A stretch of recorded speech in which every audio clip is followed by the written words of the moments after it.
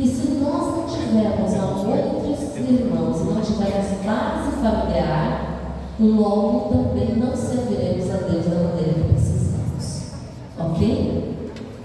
Então, hoje nós vamos rever alguns textos que falam sobre o ideal de Deus para os membros da família. Qual é o papel de cada membro que compõe a família? A Bíblia apresenta. E você tem um manual de instrução? Nós temos. E infelizmente, muitos têm colocado em descrédito. Mas a Bíblia é a verdade. A Bíblia é a palavra de Deus. Então você quer ser um bom cidadão? Leia a Bíblia. Você quer ser um bom marido, uma boa esposa, bons pais? Leiam a Bíblia. Você quer cumprir as leis que estão em todo o entorno? Leia a Bíblia. A Bíblia é na palavra do Senhor que transforma, que modifica, que dá poder, para que a gente possa realmente ser um filho e uma filha de Deus. Amém? Bom, vamos lá. Primeiramente, eu quero mostrar para vocês um pouquinho da minha família, não é? Para quem não conhece. Bom, esse aí é o meu amor, é o pastor Gerson Rodrigues, ele é pastor distrital da igreja do Bosque. Nós temos 5 igrejas ali, então, além de ser líder do Ministério da Mulher, da recepção e também da AFAN, eu cuido das esposas de pastores, eu também tenho que cumprir ali, né, o papel de esposa de pastor, que para mim é um privilégio, que Deus me concedeu. Do lado dele, atrás, é o Daniel, que chegou aqui no distrito de Taubaté, ele tinha 6 anos. Hoje ele está com 25. Do lado é a Daniele. Daniele chegou aqui com 3 aninhos e hoje ela tem 21. Em breve vai fazer 22. Bom, e nós temos uma mascote. A nossa mascotinha já é uma idosa. Ela tem 19 anos. E cada vez que ela fica doentinha, o coração aperta, gente. Esses dias ela estava bem lisinha, bem acamada, e aí o coração ficou bem apertadinho. Está ceguinha, está surdinha, mas é a membro da nossa família. E aqui é o Daniel, que casou ano passado, em junho. Em junho desse ano já faz 1 ano, gente. Já pensou? Como passa? Passa muito, né? E a gente louva Deus por isso. Há poucos dias atrás, ele entregou o trabalho, a dissertação de mestrado em teologia. E eles moram lá na Inglaterra.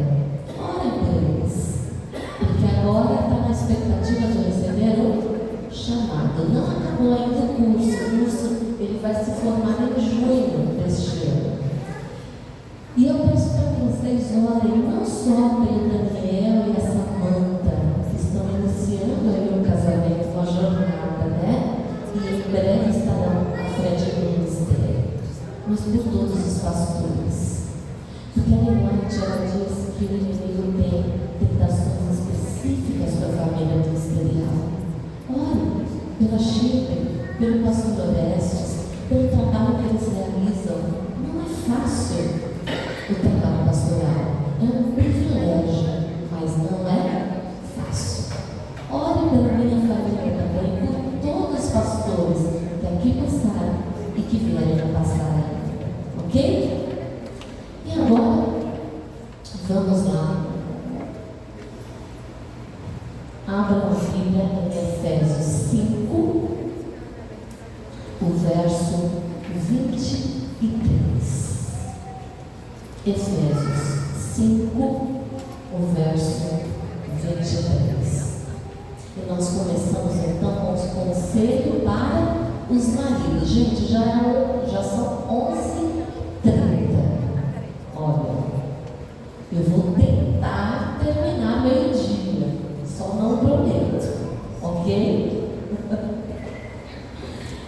Todos acharam? Amém? Misericórdia. Amém? Ok. Então, fechem os olhos, vamos falar novamente com Deus. Deus eterno, maravilhoso Senhor, estamos com a Bíblia aberta na Tua Palavra e queremos que o Senhor derrame sobre nós o Teu Santo e Bom Espírito, para que possamos entendê-la e colocar em prática em nossa vida. Esteja conosco hoje e sempre, pedimos no nome santo de Jesus. Amém. Bom, aí diz algo muito interessante que vocês já ouviram, já cansaram de ouvir, e que os homens amam e as mulheres muitas vezes nem tanto. Diz o seguinte: porque o marido é o quê? O cabeça da mulher, como também Cristo é o cabeça da igreja. Se ficasse só na primeira parte, a gente não iria ficar tão feliz. Mas o texto continua. E ele diz que o homem é o quê? De Cristo? Um representante de Cristo. Ok? E como representante de Cristo, ele vai cuidar dessa esposa, ele vai amá-la. E olha só o que o outro texto fala, verso 25. Mesmo que a gente saia aí de Efésios, mantenha marcado, tá bom? Porque a gente ainda vai revisitar vários textos daí. O texto que está no verso 25 diz assim: maridos, amem cada um a sua vizinha. É isso? Ah, não. Maridos, amem cada um a sua colega de faculdade, companheira de trabalho. Não. Ame cada um a sua mulher, assim como Cristo amou a igreja, e ele não só amou. O que ele fez? Ele entregou-se por ela. Portanto, queridos irmãos que aqui estão, que o seu amor pela sua esposa, dá uma olhadinha nela agora, dá uma olhadinha para vocês que estão com a esposa. Gostou? É bom que goste, porque é para a eternidade. Deus, Ele colocou essa pessoa na tua vida para que você a ame, para que você a proteja, para que você cuide dela de uma forma tão especial, que se for necessário, você vai se doar por ela. Amém? Que Deus possa te ajudar a ser assim. Mas, querida irmã, se o seu esposo não é assim, não desista dele, tá bom? Ore para que um dia ele se torne quem Deus quer que ele seja. Deus, Ele não quer que a gente abandone a pessoa que está do nosso lado. Ele quer que a gente lute. E aqui não vou entrar em méritos, caso haja alguém que se separou, teve um novo casamento. Eu não estou aqui para isso. Deus sabe os motivos. E é Deus quem julga. É Deus quem sabe de todas as coisas. Tá? Próximo texto, ele acrescenta uma palavrinha. Está em Colossenses 3:19. Mas você vai voltar aqui de novo, tá? Em Efésios. Então deixa eu marcar. Colossenses 3, o verso 19.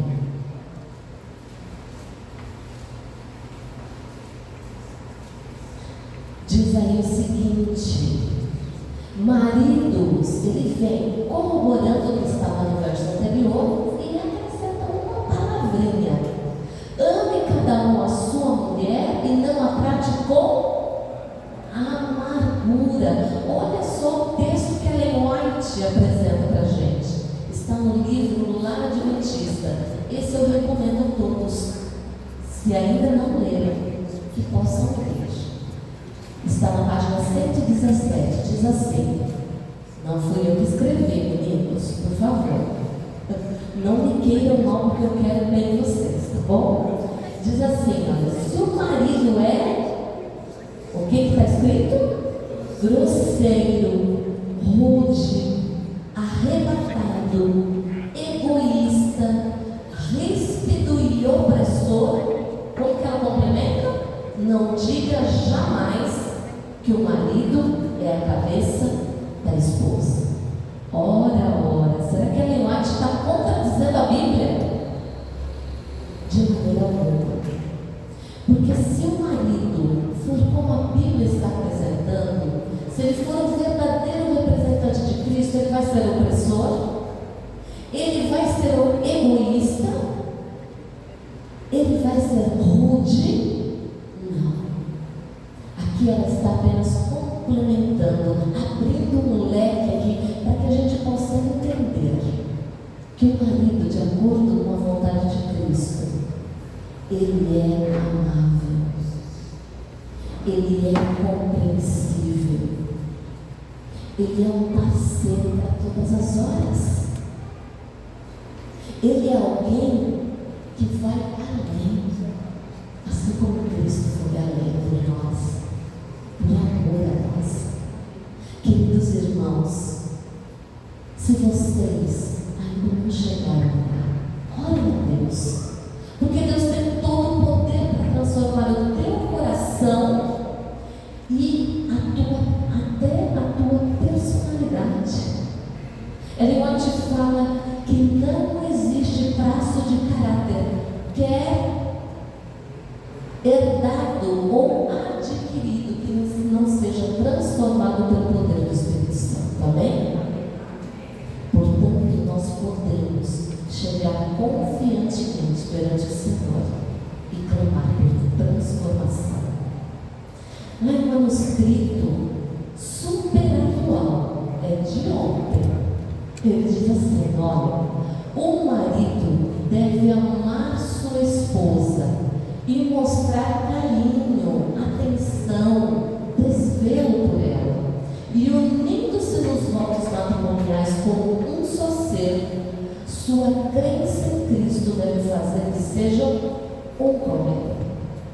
Esse é o ideal que Deus quer para nós, que sejamos tão unidos a Ele, que não tenha diferença no trato, na amabilidade, que a gente também seja um com o nosso parceiro. Que coisa linda! Quem pode mais agradar a Deus do que ver os que assumem a relação matrimonial, buscarem juntos aprender de Jesus, a tornarem-se mais e mais imbuídos do seu Espírito? Portanto, orem juntos, busquem a Deus juntos.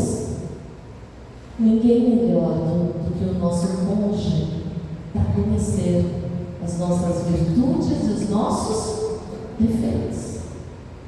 Que a gente possa orar para que Deus ajude o nosso cônjuge a ser moldado segundo o seu Santo e bom Espírito, e que essa troca possa ser real.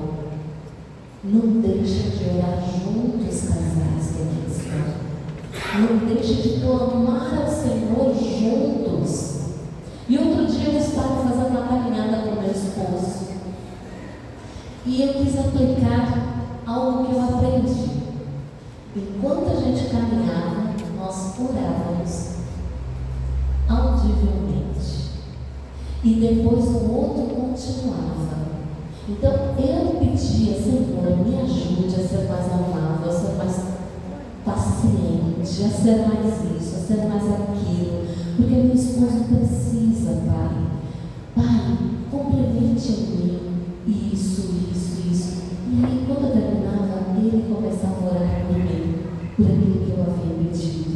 E ele começou a colocar também algumas coisas que ele tinha necessidade. E depois eu continuava pedindo para Deus ajudá-lo. Gente, pensa numa caminhada maravilhosa. Como terminou essa caminhada? Que coisa boa! Uma renovação física e também espiritual. Faça isso. Não se importe se alguém ouvir alguma coisa, não. Está tudo certo. é entre você e Deus. Mas Ele não sabe de todas as coisas? Sabe, mas Ele quer que também a gente fale. Mas não fica só entre os homens, né? Nós também temos conselhos para as mulheres. Então, o conselho principal para o homem é amar. Sabe por quê? Não é que vocês não amem. É que muitas vezes alguns têm dificuldade em expressar o amor. E a mulher precisa dessa afirmação. Ela precisa se sentir amada. Ela precisa que você fale para ela: nossa, você está tão bonita hoje. Eu te amo. E conta-se uma história que um casal estava tendo um problema. E a esposa dizia: você não me ama, porque você não me fala isso. E ele virou para ela e falou assim: eu falei sim, quando a gente casou. Basta falar uma vez só? Não. Ela precisa ouvir constantemente palavras de afirmação desse amor.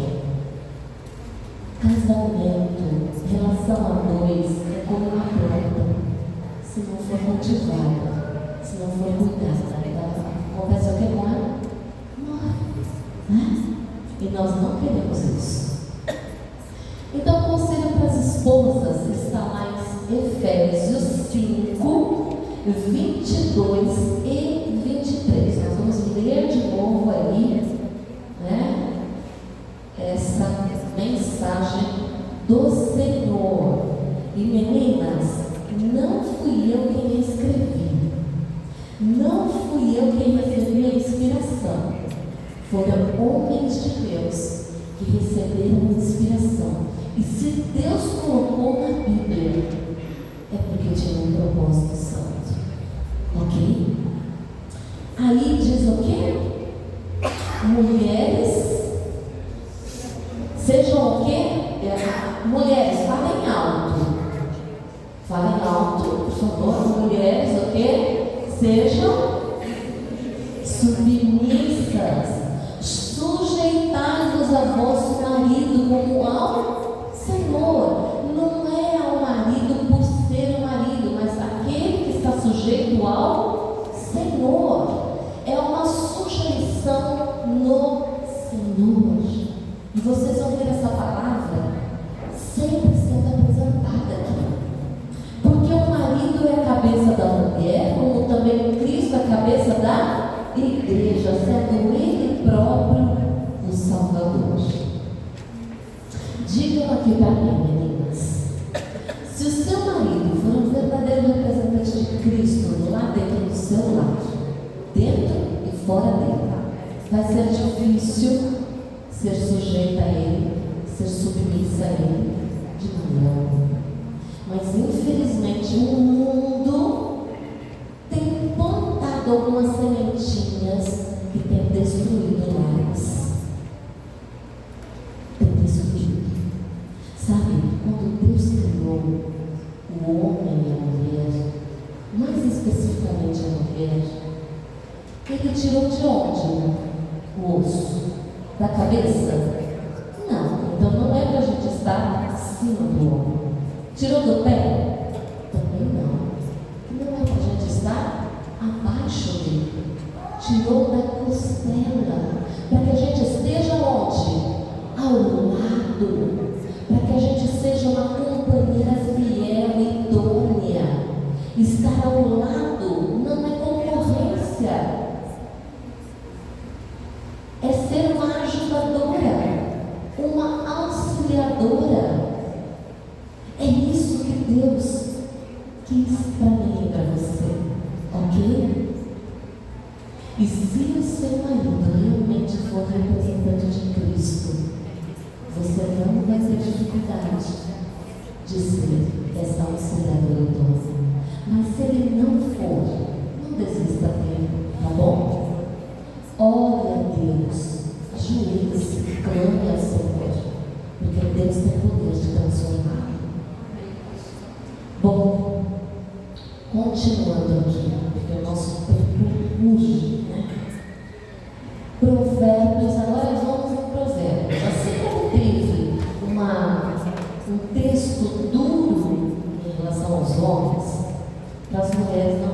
frente, tá bom? Pega aí Provérbios 25, 24 e o 27, 15 é pior ainda. Olha só com que a Bíblia nos compara e fala acerca de algumas mulheres por aí, todas fora daquela igreja, tudo bem? Abriram aí? Acharam? Provérbios 25, 24 diz o seguinte: melhor é morar num canto do eirado do que com a mulher o quê? Rixosa, brinquenta, numa casa ampla. Quem que não gostaria de morar numa casa ampla? Confortável, gostosa. Mas aqui a Bíblia está falando que há maridos que muitas vezes é melhor morar lá no cantinho, escondido, do que numa casa ampla, numa mulher rixosa. E vamos combinar que às vezes a gente dá uma belezinha, né? Não é verdade, gente? Muitas vezes a gente reclama demais. Muitas vezes a gente não dá o tempo nem para o marido chegar em casa, tirar o sapato. Ele entrou na porta, a gente já despeja. Vamos dar um tempo. Espere seu marido entrar, tomar um banho, jantar, né? E depois você conversa com ele. Até porque você consegue fazer duas coisas ao mesmo tempo. E se ele estiver com fome, ele não vai te ouvir mesmo. E aí você vai ficar muito nervosa. Olha o que o Provérbios 27, 15 fala. Esse aqui é triste, gente. Mas não chore, meninas. Não fui eu que escrevi também. Tá bom? Tá na Bíblia, que é pra gente tomar, entender e não agir dessa maneira, né? Vamos lá.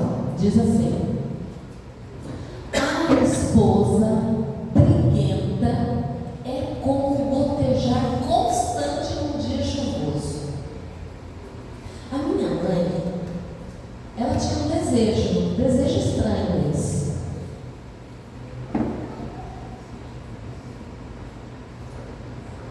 Ela falava que queria uma casa,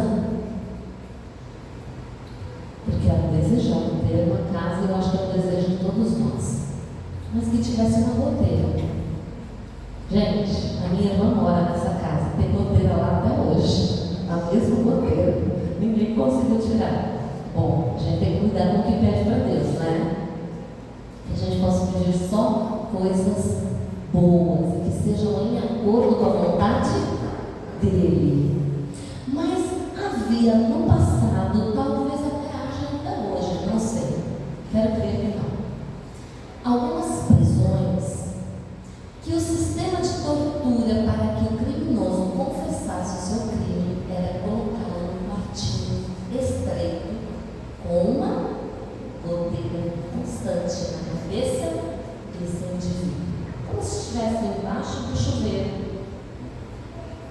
Diz que a pessoa ficava quase louca, confessava até mesmo que não havia feito. Nós estamos sendo comparadas a isso. E sabe, nós temos um período do mês que a gente, eu não passo mais por isso, talvez tenha algumas aqui que não passam mais por isso, mas que eu ficava impossível. Eu ficava muito irritada. E a gente precisa se conhecer para poupar o outro. E o marido também precisa nos conhecer para evitar atrito. E saber que aquilo é apenas um período, passa. Tudo passa. Mas se você se conhece, você vai poupar de tratar de coisas difíceis naquele momento, de tomar decisões que você depois vai se arrepender, de falar coisas que depois também não tem como retornar. Então, queridas, eu convido vocês a cuidarem com isso, a buscarem a Deus. E maridos, não desistam delas. Elas são uma belezinha. E vocês as escolheram. Ok? A gente não pode escolher onde vai nascer. Pode? Não. Mas o marido e a esposa é algo que a gente pode escolher, não é? A profissão é algo que a gente pode escolher. Então vocês, meninos e meninas que ainda não escolheram, busquem a Deus para escolherem corretamente, para que Deus possa guiá-los na escolha do companheiro e de uma companheira, para que possa levá-los cada vez mais próximos a Deus e não os afaste. Ok? Bom, mas como tem conselho para a mulher, para os homens, para as mulheres, então é o quê? Respeitai. Que a gente possa respeitar a autoridade dos nossos maridos, principalmente aquelas que têm filhos pequenos. Isso precisa ficar bem claro dentro do lar, porque uma casa que não tem um referencial masculino bem demarcado, não tem um referencial feminino bem delineado, infelizmente o cara tem problemas. Ok? Conselho para os filhos está em Efésios 6, de 1 a 3. Efésios 6, de 1 a 3.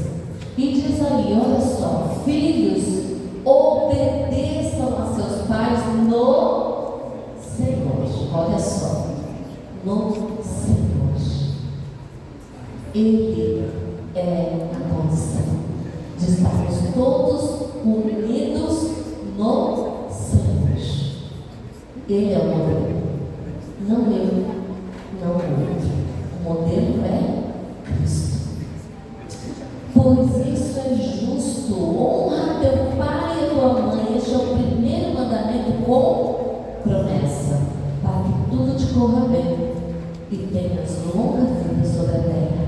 Infelizmente, nós estamos num momento da história em que os filhos não querem honrar os pais, não querem respeitá-los.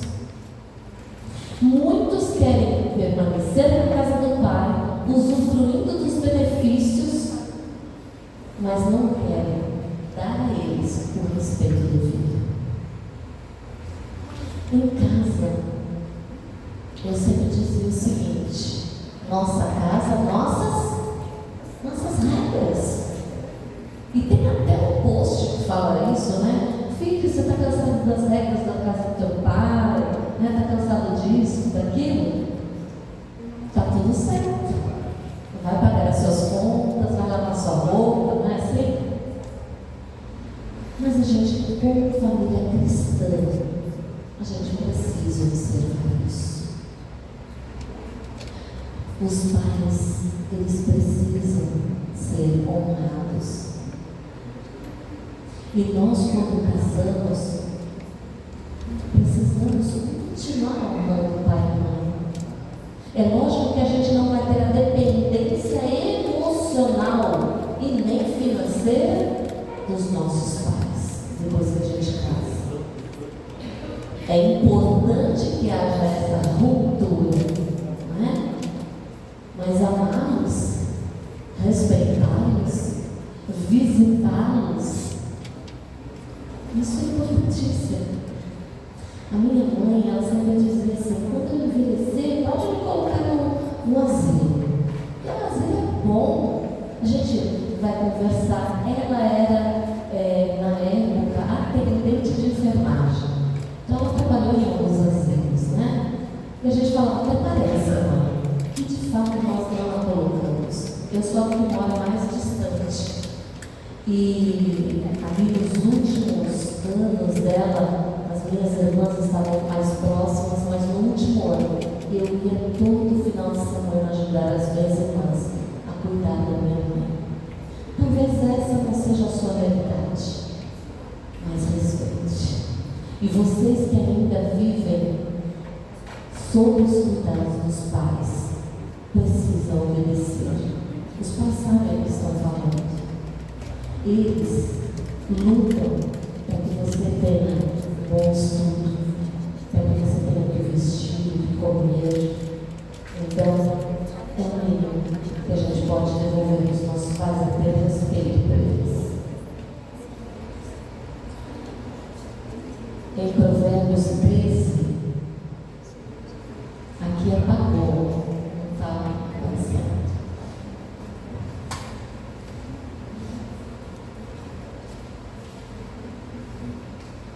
Nós já vamos pular esse aí, tá bom?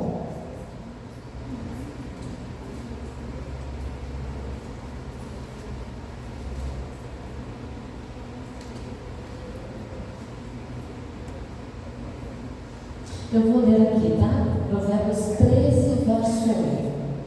Se você quiser procurar na tua Bíblia, diz assim: o filho sábio ouve a correção dos pais, mas o escarnecedor não ouve a repreensão. Meu filho estava para casar e eu não tive a chance de estar lá perto acompanhando todos os preparativos. E o que eu pensei? Eu falei assim, eu vou gravar uns vídeos para ele, daquilo que eu acho que seria bom orientá-lo, né? E eu pensei assim, acho que capaz ele nem ver direito, né? Vídeo. Mas aí depois ele me mandou mensagem e falou assim, mãe, manda mais. Gente, ele está longe.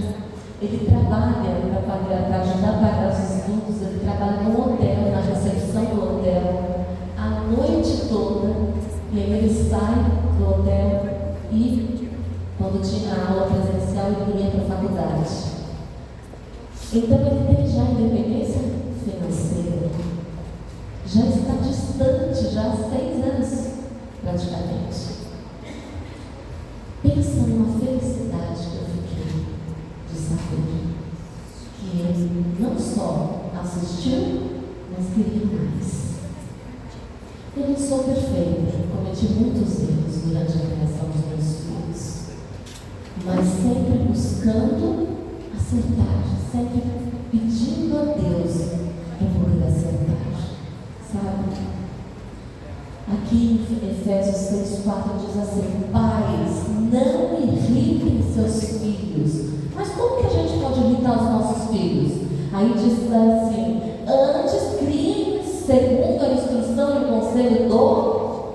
Se você não criar na admoestação do Senhor, segundo os critérios do Senhor, você estará irritando seus filhos.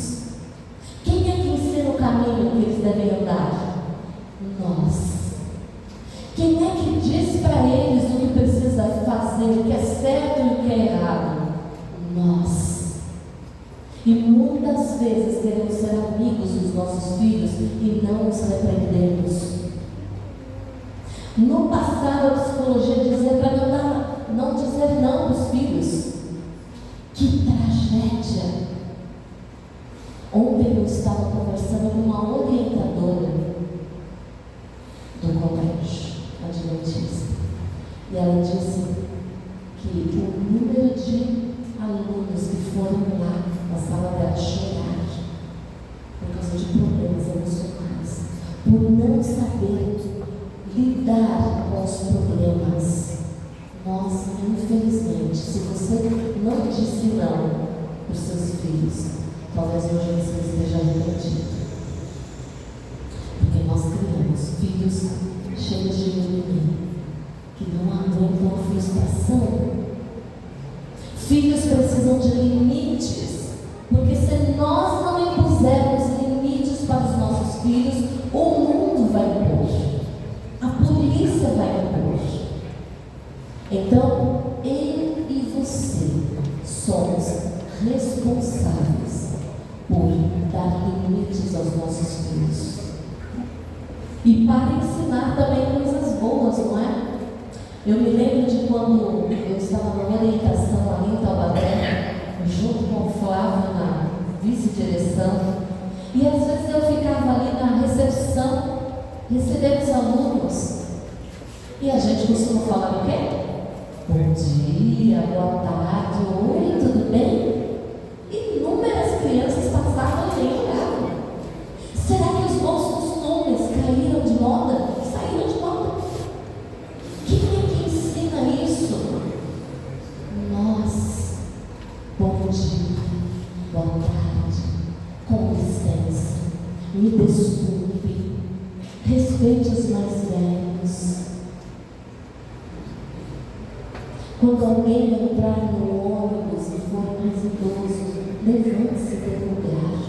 Quem é que ensina esses princípios, queridos? Nós, como pais. Mas a gente está tão preocupado às vezes com o celular, com coisas inúteis, que deixamos de fazer o principal, que é educar os nossos filhos, a nossa família, aos pés de Cristo. Que a gente possa resgatar esses valores, que a gente possa resgatar aquilo que Deus quis para a família. E eu e você temos esse compromisso. E aqui na igreja também, hoje eu fiquei sabendo que iniciou a classe dos jovens. Parabéns! Precisamos cuidar dos nossos jovens, precisamos cuidar das nossas crianças. Uma coisa eu senti falta hoje aqui: a adoração infantil. Não deixa de ter a adoração infantil. É necessário, tá bom? Eu sei que o que eu estou falando é pesado, mas é necessário. Conselho para os pais, então, né? Em Provérbios 13, 24, diz assim: o que não faz uso da vara odeia o seu filho, mas o que o ama desde cedo o castiga. Eu não gosto dessa palavra.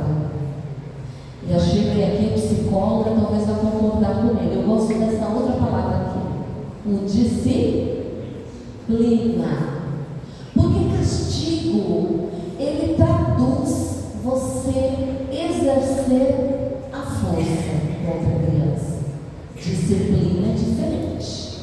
Disciplina remete a algo que você já ensinou antes e você vai cobrar do seu filho quando ele não cumprir. Então você vai estabelecer com ele combinados e vai dar a ele regras.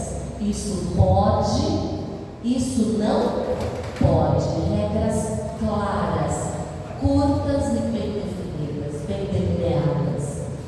E combinados caso eles não cumpram. Não cumpriu?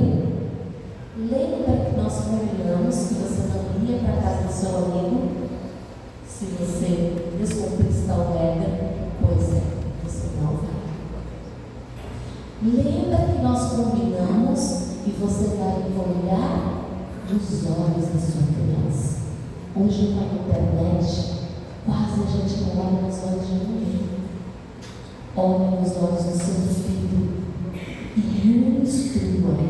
A Bíblia fala no Deuteronômio: estas palavras que hoje te ordeno, elas serão para você falar, andando pelo caminho, assentado em tua casa, em qualquer circunstância.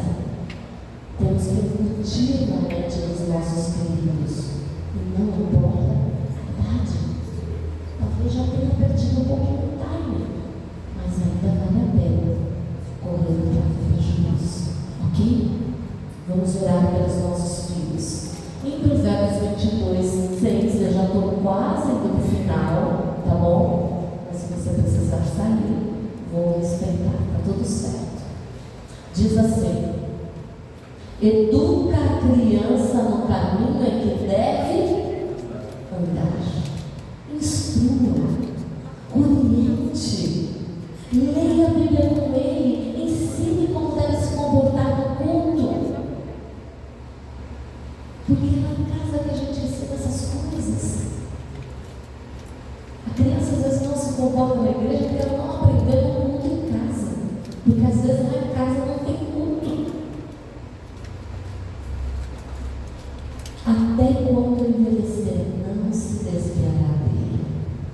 E lá em Jeremias diz que as mães que oram, que clamam, Deus trará na terra do inimigo aqueles que foram dele.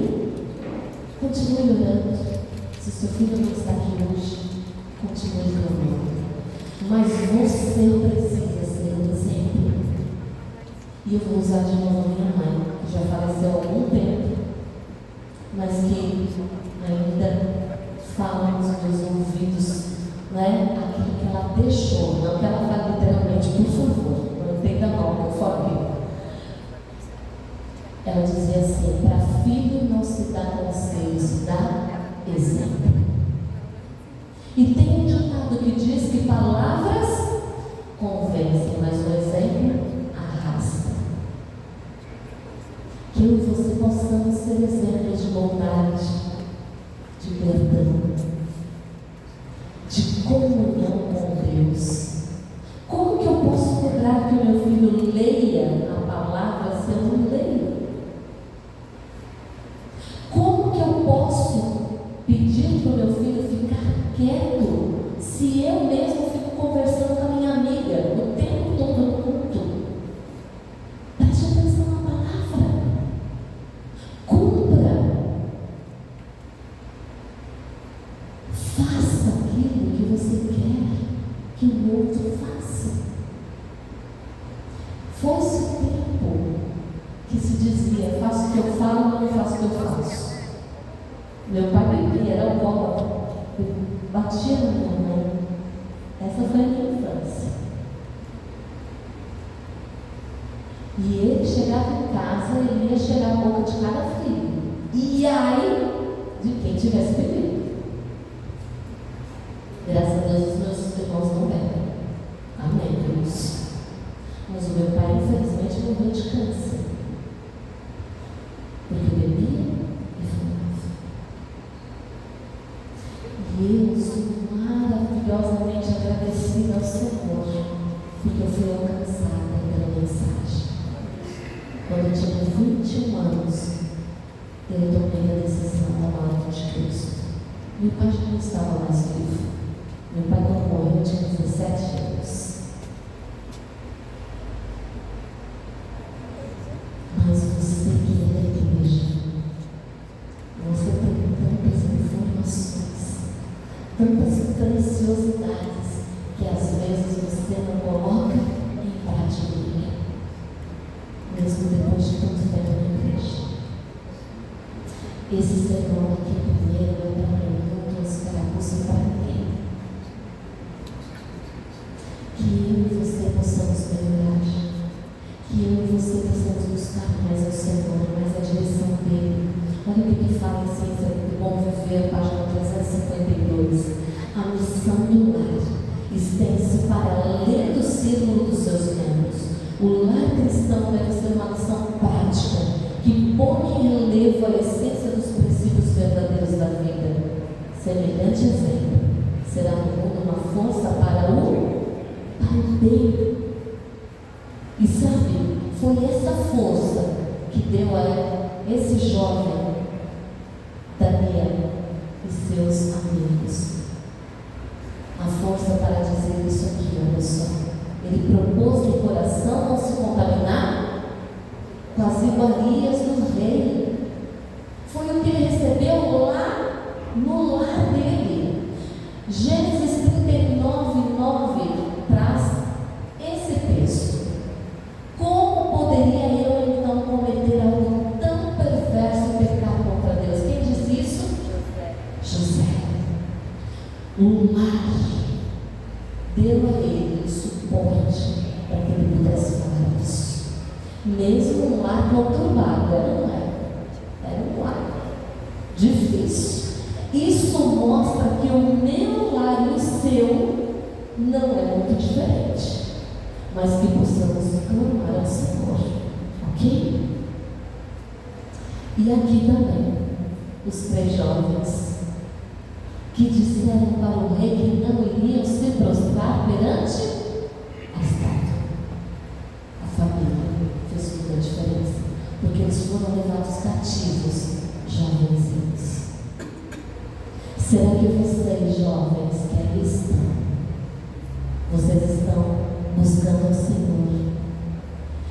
estão firmando as bases para quando o inimigo tentar vocês, porque eu sei que não é fácil ser jovem hoje. São muitas as coisas que nos vêm. O mundo briga, mas aqui é o lugar mais seguro do mundo para vocês. Que vocês possam buscar a Deus para ter a força necessária para não se prostrar perante as estátuas que estão sendo levantadas diante de vocês. Deus tem poder para dar a vocês. E eu concluo com esse texto. Está na Review Herald, de 6 de junho de 1899, que diz assim: uma família bem ordenada, bem disciplinada, fala mais em favor do cristianismo do que todos os sermões que se possam pregar.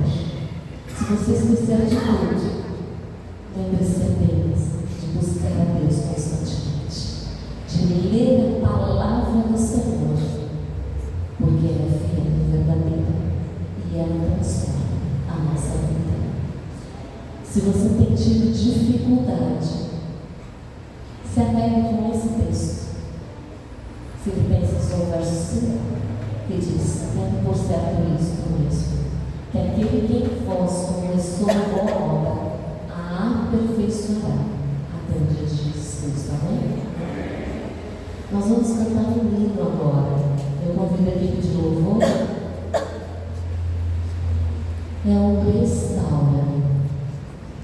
Se você tem o desejo de restaurar a sua família, de se entregar nas mãos do Senhor e pedir a Ele que restaure a sua vida por completo, que você possa fazer essa oração nesse momento, rapidinho, e se colocar em pé para cantar conosco com você. Amém?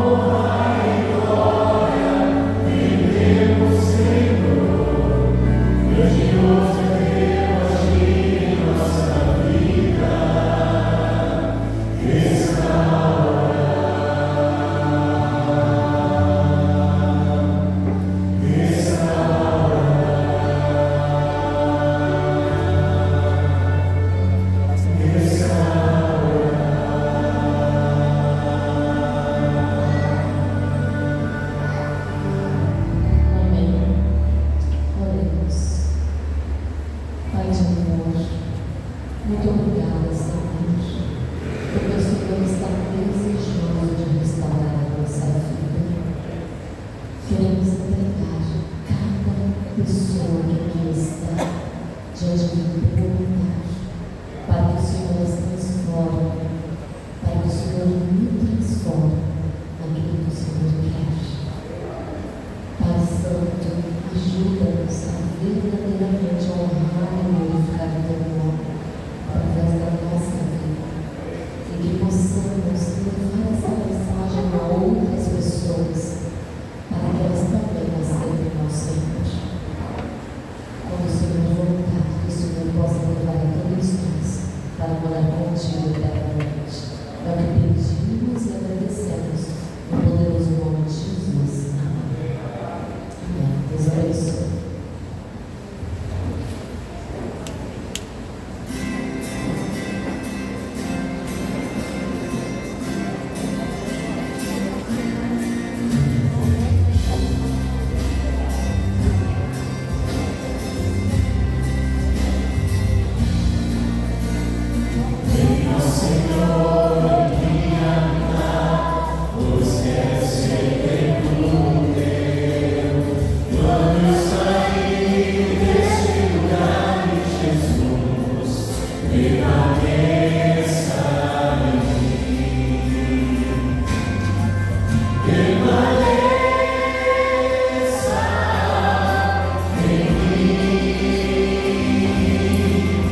Viva